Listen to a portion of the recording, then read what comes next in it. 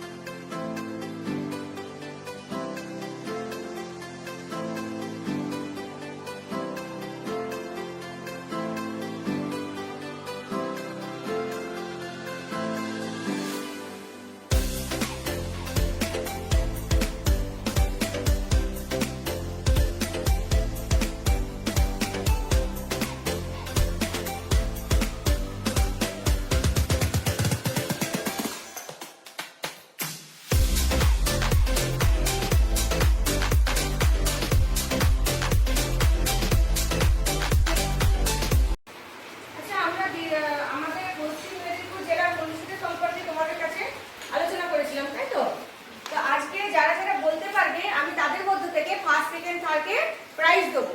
কে কে বলতে পারবে উঠে এসো। লিখ এসো, তুমি ভালো বলতে পারবে। লিখতে এসো।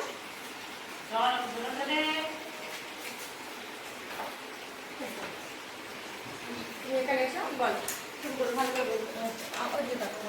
নমস্কার।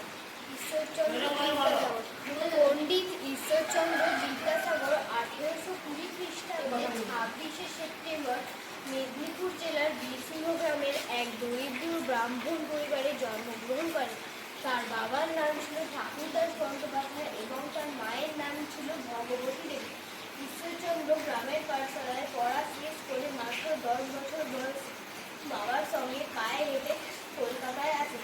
সেই সময় তিনি পথের ধারে মাইলস্টোনে দেখে ইংরেজিতে 1 থেকে 10 পর্যন্ত শিখে গেলেন। ছোটবেলায় ঈশ্বরচন্দ্র খুব দুরন্ত ছিলেন, কিন্তু খুব মেধাবী ও বুদ্ধিমান ছাত্র ছিলেন। ঈশ্বরচন্দ্রের বাবা সামান্য বেতনে চাকরি করতেন। ঈশ্বরচন্দ্র নিজেই রান্না ও অন্যান্য নানান কাজ করতেন।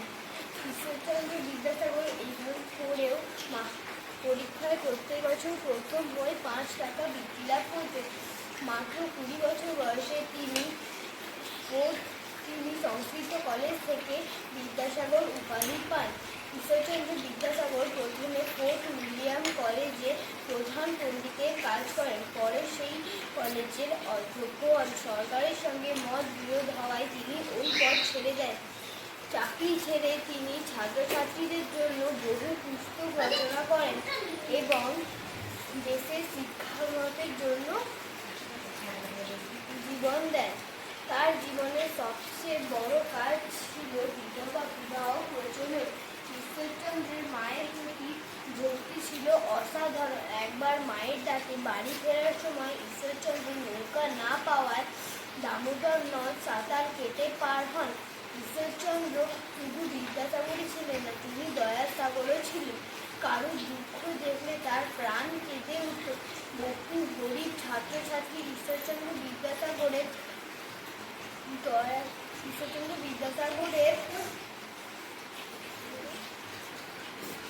সাহায্য পেয়ে ধন্য হয়েছে। ঈশ্বরচন্দ্র বিদ্যাসাগর ছিলেন তেজস্বী পুরুষ, কিন্তু তার মনটি ছিল ফুলের মতো কোমল। ঈশ্বরচন্দ্র বিদ্যাসাগর যা করতে ভালো মনে করতেন তা করতে মোটেই ভয় পেতেন না। 1891 খ্রিস্টাব্দে 29শে জুলাই তিনি মারা যান। নমস্কার। খুব সুন্দর। এরপরে হাতে দেওয়া। এরপরে কি দিয়েছো তুমি বলতে পারবে তো? হ্যাঁ, চলে।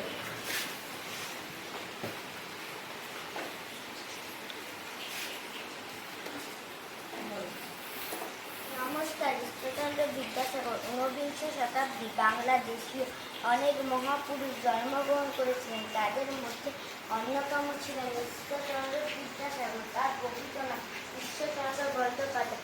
1820 খ্রিস্টাব্দ 26শে সেপ্টেম্বর মেদিনীপুর জেলা বীরসিংহ গ্রামে তিনি জন্মগ্রহণ করেন। তার বাবার নাম ঠাকুরদাস বন্দ্যোপাধ্যায়, তার মাতার নাম ভগবতী দেবী। 5 বছর বয়সে গ্রামের পাঠশালায় ভর্তি হন। পড়াশোনা শেষ করে 8.5 বছর বয়সে বাবার সঙ্গে কলকাতা চলে আসেন এবং কলকাতা সংস্কৃত কলেজে তিনি ভর্তি হন। বাবার আর্থিক অবস্থা ভালো না থাকার কারণে তাকে ছোটবেলায় খুব কষ্ট করে লেখাপড়া শিখতে হয়েছে। এভাবে কষ্ট করে তিনি বিদ্যা লাভ করেছেন। লেখাপড়া শেষ করে তিনি চাকরিতে যোগ দেন। তিনি সংস্কৃত কলেজে অধ্যাপক হন। তিনি শিশুদের জন্য বর্ণ পরিচয় লিখেছিলেন। শকুন্তলা ও সীতার বনবাসনার উল্লেখযোগ্য রচনা। বাংলা, হিন্দি এবং ইংরেজি থেকে অনেক বই বাংলাতে অনুবাদ করেছিলেন। তিনি তার মায়ের আদেশ সবসময় মেনে চলতেন। গরিব দুঃখীদের উনার অশেষ দয়া ছিলেন। গরিব দুঃখীদেরকে উনি অকাতরে দান করতেন। 29শে জুলাই 1891 সালে কলকাতায় তিনি পরলোক গমন করেন।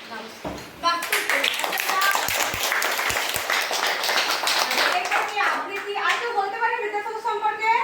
কেউ কিছু বলতে পারবে? আচ্ছা, ঠিক আছে। কেউ আবৃত্তি বলতে এসো। কেমন এসো? সৃজনী চলে এসো আবৃত্তি বলতে। আবৃত্তি কত বলতে? নমস্কার। নৌকাযাত্রা রবীন্দ্রনাথ ঠাকুর। মধুমাঝি ওই যে নৌকাখানা বাঁধা আছে রাজগঞ্জের ঘাটে, কারো কোনো কাজে লাগছে না তো, বোঝাই করা আছে কেবল পাটে। আমায় যদি দেয় তারা নৌকাটি, আমি তবে 100টা দাঁড়াটি। পাল তুলে দেয় 4টে 5টা 6টা, মিথ্যে ঘুরে বেড়াই না তো হাটে। আমি কেবল যাবো একটি বার 7 সমুদ্র 13 নদী পার। তখন তুমি কেঁদো না মা যেন, বসে বসে একলা ঘরের কোণে। আমি তো মা যাচ্ছি না তো চলে, রামের মতো 14 বছর পরে। আশুকে আর শ্যামকে নেবো সাথে, আমরা শুধু যাবো আমার 3 জনে। আমি কেবল যাবো একটি বার 7 সমুদ্র 13 নদী পার। ভোরের বেলা দেবো নৌকা ছেড়ে, দেখতে দেখতে কোথায় যাবো হেঁটে। দুপুরবেলা তুমি পুকুর ঘাটে, আমি তখন নতুন রাজাতে। পেরিয়ে যাবো তীরপুণ্যির ঘাট, পেরিয়ে যাবো তেপান্তরের মাঠ। ফিরে আসতে সন্ধে হয়ে যাবে, গল্প বলবো তোমার পলিয়েছে। আমি কেবল যাবো একটি বার 7 সমুদ্র 13 নদী পার। নমস্কার। আচ্ছা, কেউ বলতে পারবে? চলে এসো আবৃত্তি বলবে। চলে এসো।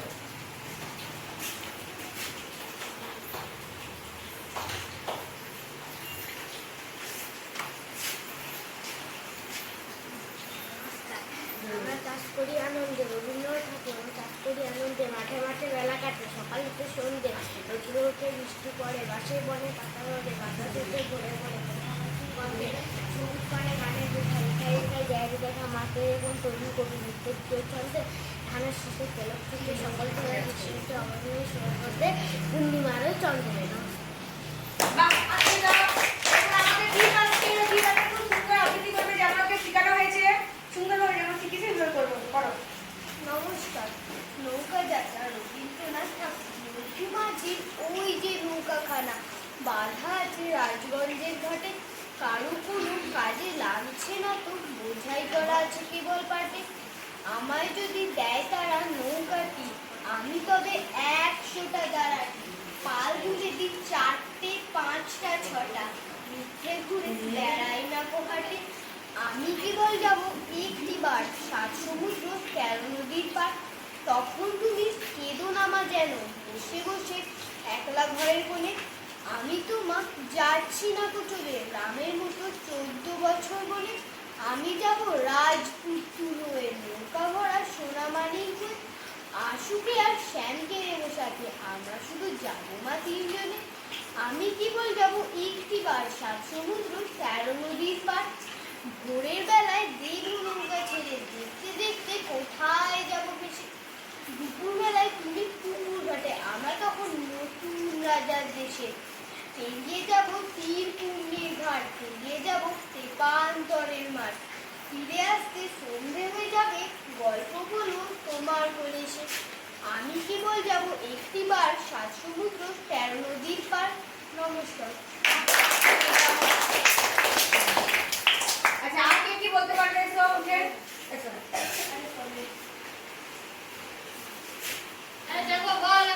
ও মাধব, বহুদিন ধরে রবীন্দ্রনাথ ঠাকুর, বহুদিন ধরে বহু পুরস্কৃত, বহু ব্যয় করি বহু দেখেছি। দেখিতে গিয়েছি পর্বতমালা, দেখিতে গিয়েছি শুধু দেখা হইলে চৌকো মিলিয়া ঘর হতে শুধু 2 পা ফেলিয়া একটা গ্রামের কৃষির উপর একটু শিশুর বিন্দু। বাহ, নারে একটু হাততালি দাও।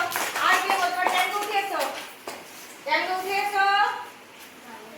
আচ্ছা, বাকি যে পারবে চলে এসো। আসো, কে কি বলতে পারবে? আপনি কি চলে এসো, এসো নিচে এসো।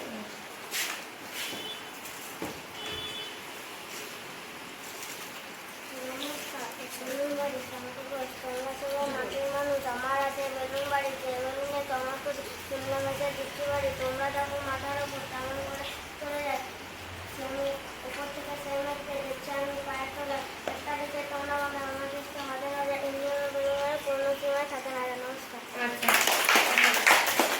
আর কিছু পারবে? আচ্ছা, এবার তাহলে আমি একটা নাচ দেখবো। প্রীতি খুব সুন্দর নাচ করে। আমি ওই নাচটা এখন আমরা সবাই মিলে দেখবো। আবৃত্তি বললে এবং যারা ঈশ্বরচন্দ্র বিদ্যাসাগর সম্পর্কে বললে তাদের মধ্যে থেকে আমি ফার্স্ট সেকেন্ডকে বেছে নিয়েছি এবং তাদেরকে আমি আজকে প্রাইজ দেবো। আচ্ছা, দীপ হয়েছে বিদ্যাসাগর বলেছে, দীপ ঈশ্বরচন্দ্র বন্দ্যোপাধ্যায় এটা বলেছে, দীপ হয়েছে ফার্স্ট। দীপ চলে এসো, হাততালি দিয়ে সবাই। সেখানে যে প্রীতি চলে এসো, হাততালি দাও। তারপরে আবৃত্তির মধ্যে ফার্স্ট হয়েছে চলে এসো সৃজানি, চলে এসো।